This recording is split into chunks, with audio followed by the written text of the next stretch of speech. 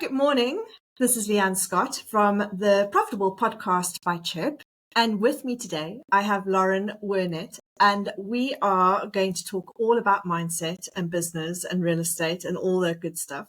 So as a starting point, Loren, I would love for you to introduce yourself. Tell me a little bit about what your journey over the last few years and what you're working on. Sure. First, thanks for having me. My name is Loren Wernett. I am a real estate investor in North Carolina in the United States. And over the last 19 months, I've gone from 0 properties to 87 doors, 54 properties. I also own a wholesaling company, which we started about 3 months ago, and a transactional lending company that focuses on funding double closes for wholesalers. I have 4 small children, all under 8, that I am a coach for their oldest baseball team. I have a W-2 and a wife that sees me a few hours a week. And I don't sleep much. I was going to say, I don't think you can sleep very much with all that going on. Yeah. So you've got quite an impressive story in terms of 19 months. And what did you say? 54 properties and how many doors? 54 properties, 87 doors right now. 87 doors. Wow. In 19 months, that's really impressive. What was your starting point? Because I think 19 months is quite a short amount of time to achieve that. So tell me a bit about that story. Yeah. So the 19 months is from when I bought my first property. The journey for me really started during COVID when a lot of people's lives changed. I, at that time, was a ladder climber in corporate America. I was focusing on working to get up to the VP level within the company I work for. And when they moved us from 5 days a week to 5 days working from home just overnight, changed my whole perspective. Like, they could make that shift. Like, what else could they shift? My job no longer seemed as secure. It was also at that time that we had our 3rd child, and I took 8 weeks of paternity leave. And we did a lot of hiking. We hiked 150 miles as a family that year. And Wow. I'm walking through the woods with my family. I remember where I was on the trail with my family and what we were talking about, and just realized, like, this is what I want to do long term. I don't want to have to worry about, how many days left in my 4 weeks do I have? Can I take time off because of this project or that? Like, how do I get myself financially free? And my journey has been iterative. It went from how do I become financially free to how do I start businesses, and just evolved from there. And it wasn't until mid 21 that I got the mindset that I could actually go buy properties. Like typical middle-class people, we were doing all right. We were comfortable, but we don't have a lot of extra income, right? I make 6 figures, but we have student loans and a bunch of other things. And so it's like, we don't have 20 grand sitting around just to go buy a house. And that's how I first thought about buying houses at the beginning. Was you have to have 20 grand, you put a down payment, you do a conventional loan, save up another 20 grand, you buy another house, right? A really slow, linear process. And I was having a conversation with a friend around a bonfire, and he said, if you find the right deal, we'll find the money. And it was at that point that my whole mindset shifted, not around just passive income, but around money itself. Of that money is not this finite thing that you have to scrape and claw in order to get every dollar. There's money everywhere. It's flowing in the streets. What you need to provide is value. And the best way to provide value is to figure out how to make people that have money more money. And so I said, okay, I'm going to go and start finding properties that are really good deals. And then I'm going to find people that have money and say, I will do all the work for a piece of the equity. You give me the money to do that. And so I went out and started just hustling. I started cold calling. I started putting lists together. I started running numbers. So I think that's the first thing that everybody should do is set up just a simple Zillow or Realtor.com feed that comes to your inbox. And then every day, even if it doesn't look like it's a deal or it does look like a deal, just run the numbers. You'll get really familiar with that flow and that process. And so when a good deal does come, it makes you able to react much quicker. But along the way, I networked with a lot of really good people. And one of the people that I cold called ended up owning a triplex that he was willing to sell or finance to me. And so I was able to buy that property. And then along the way, I met another guy that turned into my business partner that had a lot of connections with a lot of wealthy people. And we were able to purchase all these properties over the last 19 months using primarily private money lending. Amazing. Amazing. So I'm massively fascinated by that, in that how did, obviously you met that first one and you made that deal, but I think what a lot of business people come up against, new entrepreneurs come up against, and I imagine it was similar to you, is I've never done this before. How do you give that confidence that you can do what you say you're going to do? I think it's funny as adults because when we're children, we've never walked a step in our entire life when we're babies, right? And yet we see other people doing it. And so we stand up and we take our first step and we usually fall down. And no one says, oh, you failed. You should just give up on walking. You take another step and then you take another step. And eventually you're running around all over the place, right? As I can attest to my 4 children that run around my house. As we get older, we lose that for some reason of, okay, first step is, can I see that someone else has done what I'm trying to do? If you don't see that, if you are never around people that have reached financial freedom, have achieved wealth, have bought properties, you're never going to have a role model on how to do it. So first is seeing it. Second is taking that first step and understanding that you might fail. But failure is part of the process. And there's plenty of things that I've done along the way that I wouldn't do now if I went back to the beginning. But those failures are what got me to where I'm at now. And I'm still making mistakes now that are going to drive me into where I'm going to be in 5 years or even a year. And so seeing who you want to be like, or what your example of what you want to do, then taking those first steps and iteratively learning from every one of those failures.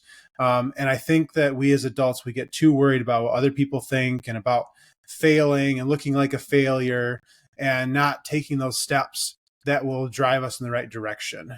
I saw a really awesome quote by Alex Hormozi yesterday. It was like, either you succeed in business or you give up before you do. Yeah, I And saw that one. yeah, I love that one because the only way you lose is if you quit. And a lot of people are like, oh, you're not doing that anymore. Like, I pivoted, right? I pivoted to another thing because the goal of business and the way you make a lot of money is you find the most effective and most efficient vehicle to grow.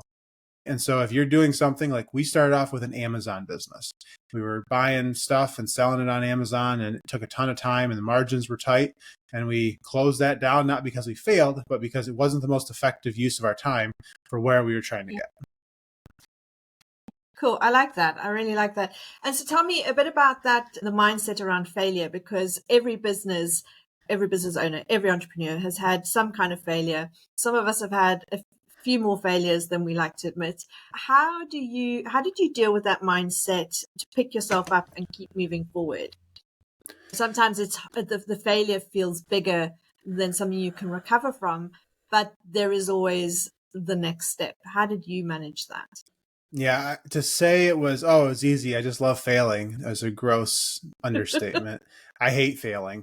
And I think part of my hatred for failing is why I've been as successful as I am, because it's if you're playing catch with your kid and you throw the last ball and he drops it, you're not going to stop there. You're going to throw another one until he makes a good catch. And so if I fail at something, I'm usually like, okay, what can I do in order to A, fix that so it doesn't happen again, or B, do it again so it ends on a good note, right? And my struggles with failure are really come from me having a bit of a chip in my shoulder. I was told when I was in 2nd grade that I would never be better than a C or D student by my teacher. And there's some other things like that throughout my life that have pushed me. I don't have any option but to be successful. And as inflation comes up and my W-2 job is stable, but I have 4 kids that are starting to eat me out of house and home, and I'm not at the life that I want to have. I'm not at the life that I want to give them. For a long time, it was just pushing me through those failures. Okay, we'll figure out this next thing. We'll make adjustments. We'll make changes. And I love the game of business. I love trying to figure out problems. It drives me. But at some point, I hit a tipping point where it's, okay, I've gone so far. I've got so many properties now that there's not really any turning back at this point. The bridges have been burnt behind me, because it's not a business where I can just like, oh, I'm done tomorrow. I've got 87 doors that I would have to figure out. And it would be just as much of a hassle to try to get rid of that as it would just to figure out how to fix it. That's a good way of looking at it. Absolutely. So 4 kids under 8. Let me just tell you, you're mad. Yeah. You need a TV. I have got one and said never again. Yeah. So tell me, how do you manage being an entrepreneur, having a job, and I think you said you have more than one business and 4 kids. How do you manage all of that and still be present as a dad? It's a massive challenge. It's one I work on a daily basis. So I do volunteer to coach for my oldest son's baseball team. So that helps a little bit. Earlier this year, I decided that 7 o'clock at night. So take a step back. There's always going to be work to do. I could work 24/7, 365 and still feel like I didn't get enough stuff done. And so at some point you have to just say, all right, I'm going to work really hard, but at a certain time of the day, like I'm shutting down so that I can be there, because the reason that I'm building this thing is to spend more time with them. And it flies fully in the face of that to just say, okay, I'm sorry, but I am not doing anything with you guys for 3 years. And they're so young, 8, 6, 3, and 1, just turned 1 2 weeks and a half ago. Sweet. That we're at a very impressionable age. You have until your children about 11, where you are their primary role model. Once they turn 11, then that focus shifts to their friends, and you have lost a lot of the ability to influence what type of person they're going to be as they get older.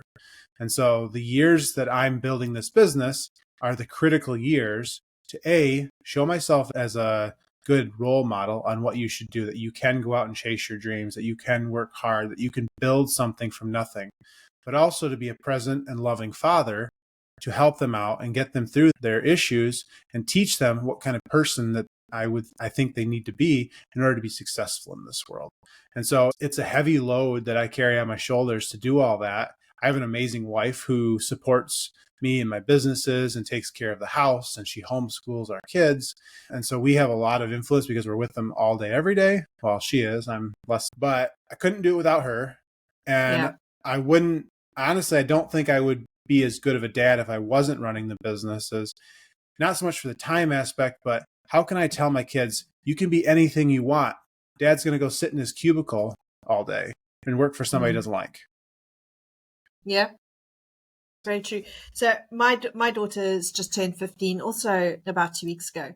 And it really dawned on me that probably only have 3 years left of weekends and summers. So I probably had that realization a little bit late, in that I've been so busy working, and she's always been here and I've always worked from home. So that helps. And she's got a little business brain on her. But I do 100% admire your approach, which is I only have this time and I need to make the most of it, because business will come and go. And so I love that approach.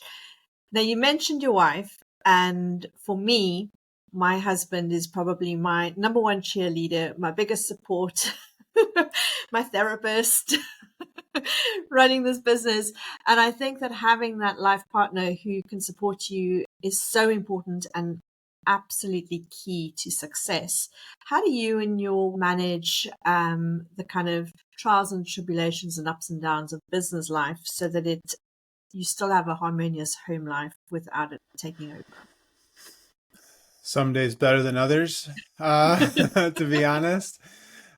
So I am very extroverted, very outgoing. She says I have a all or nothing mentality, right? And so when I got into this, That's why we're such good friends. it wasn't when I got into this, oh, I'm going to buy one rental. It was from the very beginning, what do I have to do to buy 100 rentals in 4 years? And she is much more reserved. And so she balances me out. And I think that if it wasn't for her, I would probably work a lot more than what I do and lose more of that time with my kids, because I have this massive sense of urgency that this thing has to move. It has to move fast. I have to get to where I want to go as fast as I humanly can. And I don't know where that urgency comes from, but I always have had it. And you need to slow down a little bit and you're missing all these things. And so she grounds me and makes sure I'm paying attention to what's really important. And I treasure her for that. She handles a lot of the day-to-day stuff, but it's extremely hard to just get time for the two of us, specifically we had a baby last November. And so we're still doing nursings. And I think she was up once last night, the baby. And that's a challenge. And that's something that we're going through that season of our life where, like, I used to work out 4 or 5 times a week, and now I get up to work out, and sometimes the baby's awake, and so I take the baby and I rock the baby instead of working out so that she can get some sleep. And so there's just these trade-offs that you have to make in order to make everything work, because at the end of the day, if she's miserable and leaves me, like, because of the business, like, what have I built the business for, right? Money isn't the goal. It's the time with my loved ones that's the goal. And if I Yeah. lose that because of chasing the money, then I've totally perverted the overall, vision. Amazing. I love that. And it is so true, because our loved ones are the very reason we do it. So I love that you've got that at the forefront. Now, let's talk a bit about somebody who would want to starting their own business, but more specifically, starting in real estate. I've been fascinated by real estate for many years, and it's that first leap of faith to buying that first property. Talk me through how people need to think about it, maybe some practical steps on how they could get started in getting that first property, and then moving forward to buying the next one and the next one, and not doing it the slow way. Yeah. So the first thing you need to understand if you're going to buy property, and learn from me, is that when you go to buy your first property, no matter how much preparation you put into running the numbers and making sure it's a good deal, you're going to be terrified. My first deal was a seller finance deal that was basically handed to me on I wouldn't say a silver platter, but it was handed me, came with a mentor that was going to help me find contractors, like everything checkbox for making it a slam dunk deal, right? And I'm driving to the attorney's office to close on the papers and contemplated turning around and going home because I was so scared that I was going to lose it all, right? And you end up having this whole list of things in your head about what if this happens and what if that happens and all these things. And what I ended up doing, and I don't remember where I learned this, but someone told me to do this, to write down all those things and then label each one either logical, it's a logical risk, right? The roof gets a leak, or it's an emotional risk. All my family will stop loving me because I failed or something. And you write down the illogical ones, and then you put a plan for each one. The roof gets a leak. Okay, I'll find a roofer. The HVAC goes out. Okay, find an HVAC guy. A tenant leaves. Okay, we'll do the turn. That'll cost this approximately. And then we'll get a new tenant. You worry about those. Those are things you can control. The emotional ones, you just look at them. You say, okay, those are there. Are they realistic? Are they things that actually might happen? Maybe. Do I have any control over them? No. And so the only thing you control is how you react to them. And if those things are there, usually there's some prior thing that happened that's logical that you can handle, but you can't worry about the emotional things. You should acknowledge them. Yes, I see you there. We are going to keep that. We're going to set that over here. But my fear of doing this, if this is the right move, cannot stop me from moving forward. And I think that first deal is by far the hardest one of all of them. I know a lot of people with 0 deals, 0 homes that they purchased. I know a lot of people with 2+. I know very few people with 1. And it's because once you get over that fear of buying your first house, the second one is 100 times faster. And the third one is 400 times faster. And then by the time you get to your 5th one, see a deal, you run the numbers, 5 minutes later, you send the offer in, you get the offer accepted, you forget that you have to go sign the papers because it's on your mind, but you have other things going, right? And it's like anything else. The more you do it, the more desensitized you get to it. And also, honestly, the larger your portfolio gets, the more your risk is spread out. And so I personally think it's a bigger risk to have just one property than to have a portfolio. Because if you look at it percentage wise and you have one property with 1 door and you have a vacancy, you now have 100% vacancy. If I have 100 doors and I have 1 vacancy, I'm at 1%. And so you get your risk diluted over a bigger portfolio. So the tactical steps to get started, learn how to run numbers. There's a lot of great YouTube videos on how to run numbers. There's a lot of awesome calculators out there. Figure out how to run numbers, and don't just figure out how to run numbers, practice. So like I said before, get Zillow or Realtor.com or something to send you daily updates of new properties in your area, and then sit down and are you going to flip it or are you going to do it as a rental? Run the numbers just like you would there. Some of your numbers are going to be wrong, like your renovation costs. You're going to have to learn those things along the way. And there's a lot of resources to give you an approximate idea, but like renovations here in North Carolina are going to cost much less than California. So it's very specific. Even in North Carolina, one contractor that does residential stuff is going to be way different than an investor grade contractor. So you're going to have to learn those things on, but start running the numbers so that the only thing you should have to worry about as you move forward is figuring out how to make the variables that you put into that equation more accurate, because the calculation doesn't change. What it's cost, what the closing costs are, what the renovation cost is, what the after repair value is, what the rent is, what your percentages for CapEx, maintenance, vacancy, property management, those things are pretty static. And then it's just a matter of putting the numbers in. And if you're like me, you get tired of doing that calculation on a calculator all the time. And so you create Excel sheets that you can just dump those numbers into, and then it pumps out the answer. And I have an Excel sheet like that. If anybody wants it, follow me on social media, and I will happily give it to you for free.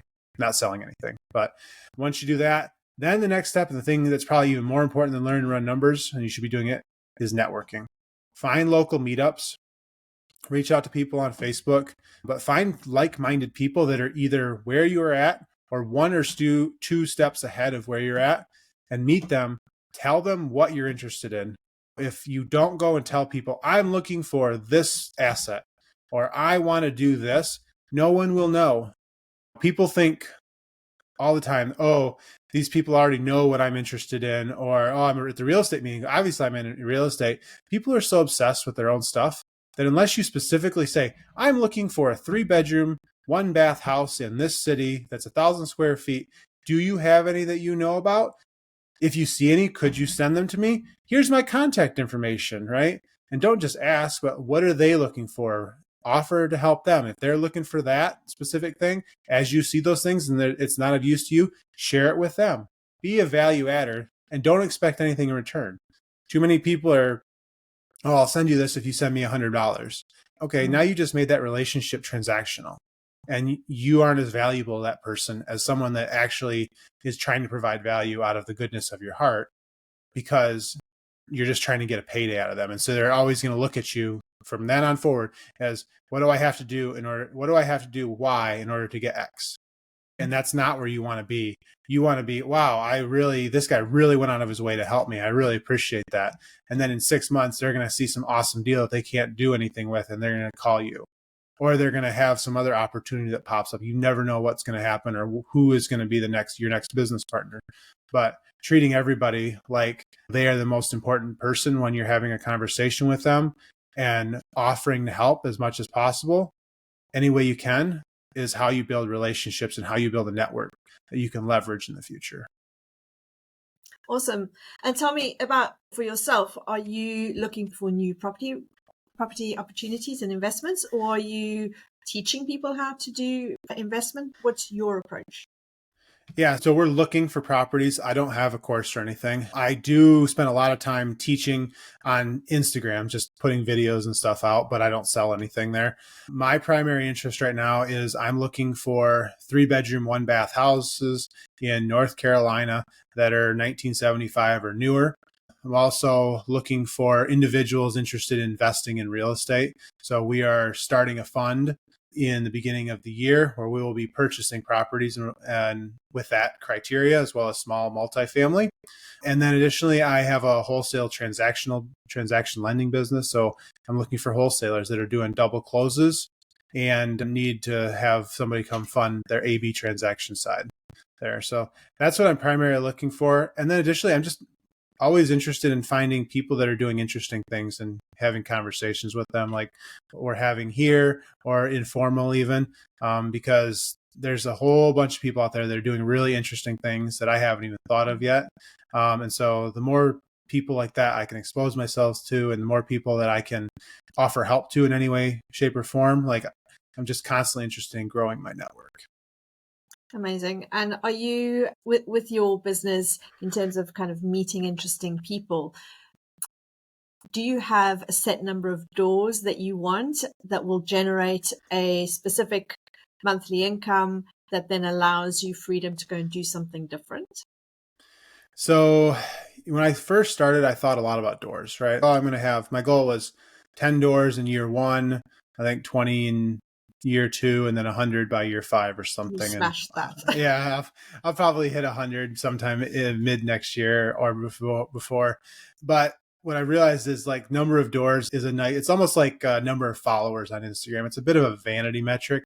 I'm more interested in building profitable businesses that I can systematize and put enough processes in place that I can put operating officers into and start other things. Because over the course of my life, I want to have a number of businesses, and I really enjoy the building of the business, but when it actually gets to like the execution and the day-to-day grind, like I want to outsource that, and I want to be at that higher level strategic, like how do I turn this lever in order to get this over here? How do I make these changes? Not how do I call the insurance company and make sure a house has a policy? That type of execution stuff doesn't interest me. And so I do it because I have to right now, but longer term, like moving up into that strategic role and doing it across multiple businesses and then doing some vertical integration, like we've already started to do with like our real estate business. We started with rentals, and then we needed to shorten our cash conversion cycle. So then we started doing flips, and then we wanted to shorten it a little further. And then now we have a wholesale business. So that's vertically integrated. We can take good properties from the wholesale business and peel those off and put them into the rental portfolio. And then during that process, realized we were double closing on all these deals with the wholesale business. So started this transactional lending business to service my business, but also to service other wholesalers that had that same need. And so I think the challenge is that as you build these businesses, there's always opportunities. Like we struggle mightily with photographers for the wholesale business. Like the company that we use is not reliable and their pictures are meh. And this is a really good opportunity, but I already have too much things going on. And so it goes back to how efficient is the vehicle that you choose. And so that's a great opportunity, but it's not an extraordinary opportunity. And so I won't pursue that. And so I'm in a process of trying to figure out how to be more disciplined about not picking up every opportunity I see along the way because I'm bending over dollars to pick up dimes. Yeah. I think we all have that as business owners, is that kind of shiny object syndrome, and being able to recognize what's a good opportunity, when to pivot, when to pursue an opportunity, and also when not to. So I like that a lot. Amazing. So if we look at the next 12 months, you've got quite a job ahead of you. What do you think you need to keep yourself healthy, to keep yourself moving forward, and a holistic approach to your life? What are the top 3 things that you think you need? It'd be nice if my baby would sleep through the night so that I can get a solid 5 hours instead of just broken up 5 hours of sleep. That'd probably be the first one. But so from a business standpoint, next year, so the first year was all about how to buy property. Second year was about how to grow a business. 2024, the focus is going to be how to manage employees and be a business owner from that side of things. So we'll focus on that. And from a family side of things, I'm focusing more on the experiences that I have with my kids. And so when I'm home and when we're doing stuff, like we haven't told the kids yet, but we're going to take them to Disney in the spring. And so trying to put these blockers that have these emotional hooks in their head, because if I just go play catch with my kid, maybe he remembers that, maybe not. But our memories are tied to the strength of our emotions that we feel at the time.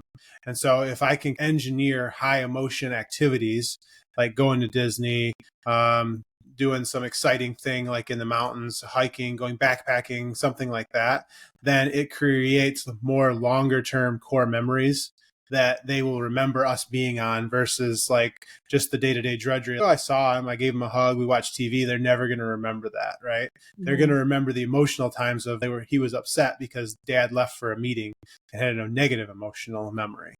And so we're going to work on trying to outweigh the positive emotional memories with the negative, or sorry, the other way around. Try to outweigh the negative emotional memories with the positive emotional memories and put more emphasis on, now that we have the baby that's over 1, taking those monthly dates with my wife and getting out of the house and letting my kids have a babysitter, which we haven't done for the last year because it's just hard to leave a baby with a babysitter. What babysitter wants 4 kids and an infant?